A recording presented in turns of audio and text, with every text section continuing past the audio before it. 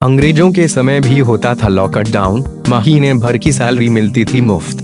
वैश्विक महामारी corona virus के बढ़ते संक्रमण और उससे बचने के लिए दुनिया भर में लॉकडाउन की व्यवस्था लागू की गई है।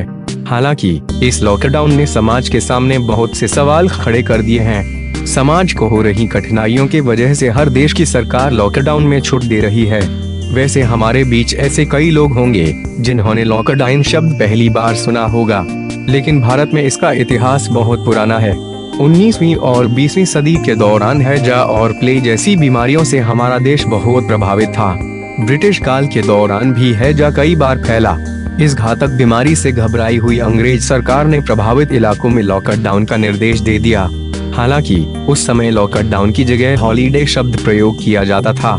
बता दें कि उस समय भी कंटेनमेंट जोन, आइसोलेशन और प्रवासियों के साथ बीमारी फैलने का डर हुआ करता था।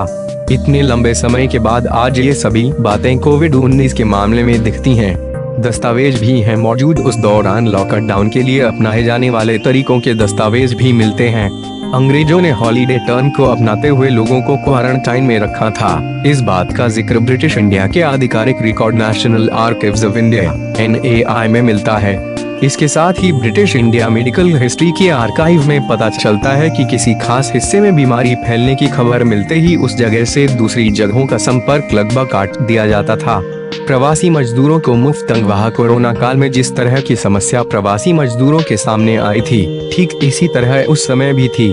शहर में काम करने आए मजदूर अगर बड़ी संख्या में लौटेंगे तो बीमारी लेकर लौटेंगे। इस बात को देखते हुए ब्रिटिश इंडिया ने खास हल निकाला। मजदूरों को उनके घरों के आसपास या लगभग 3 किलोमीटर के दायरे में काम दिलवाने की कोशिश होती थी ताकि बाहर नहीं जाना पड़े। इतना ही नहीं, मजदूरों को 32 दिनों की तनख्वाह भी एडवांस दी जाती थी।